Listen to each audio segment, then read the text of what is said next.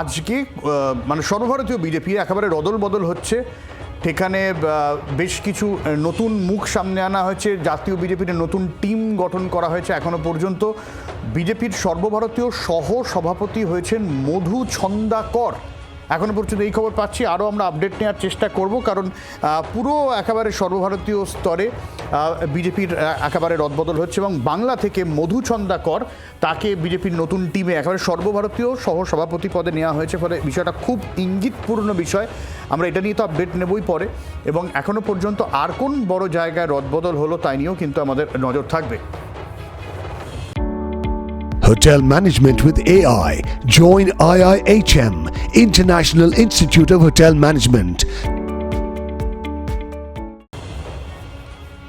গোটা জায়গায় কিন্তু সামনে 29শে নির্বাচন রয়েছে। সেই ভোটের দিকে তাকিয়ে বিজেপি ইতিমধ্যে কোমর বেঁধে নেমেছেন। একাধিক চ্যালেঞ্জ সামনে রয়েছে বিজেপির সামনে। সেই সমস্ত চ্যালেঞ্জের মোকাবিলা সহ নীতিগত অবস্থানের প্রশ্ন বেশ কিছু পরিবর্তন আসতে পারে। সেই জায়গা থেকে এখনো পর্যন্ত আবারও রদবদল যেটা বিজেপির হয়ে থাকে, সেটা রাজ্য স্তরে হোক বা জাতীয় স্তরে হোক।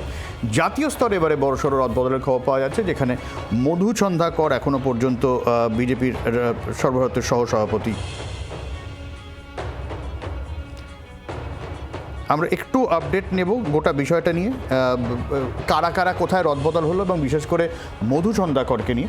রাজীব রয়েছেন আমাদের সঙ্গে, আমাদের নয়াদিল্লির প্রতিনিধি। রাজীব, দেখো, এই মুহূর্তের অত্যন্ত বড় খবর, মধু ছন্দাকর তাকে যে রাষ্ট্রীয় সহ সভাপতি করা হলো, অর্থাৎ জাতীয় বিজেপির জাতীয় যে কমিটি, সেই কমিটির যে 13 জন সদস্য রয়েছেন তার মধ্যে অর্থাৎ টিম নীতিন নবীন, সেই টিম নীতিন নবীনের পশ্চিমবঙ্গ থেকে মধু ছন্দাকরকে জায়গা দেওয়া হয়েছে।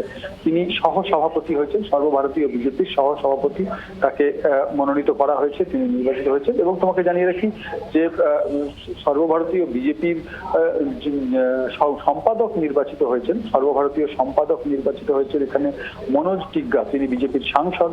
তাকে তার নাম আমরা দেখতে পাচ্ছি, যাকে বলা হয়েছে রাষ্ট্রীয় মন্ত্রী, অর্থাৎ বিজেপির সংগঠনের তিনি সম্পাদক তাকে করা হয়েছে। অন্তত এই দুজনের নাম আমরা এখনো পর্যন্ত দেখতে পাচ্ছি, যেখানে প্রথমত সহ সভাপতি হিসেবে মধুচন্দ্র কর এবং তারপরে আমরা মনোজ টিগ্গা, এই দুজনকে আমরা দেখতে পেলাম। নতুন টিম নীতিন নবীনের যে টিম, তাতে কিন্তু এই দুজনকে ঠাঁই দেওয়া হয়েছে। এবং গুরুত্বপূর্ণভাবে যদি তুমি দেখো, একজন উত্তরবঙ্গ থেকে আদিবাসী এলাকা থেকে আসা। অনেক ধন্যবাদ রাজীব।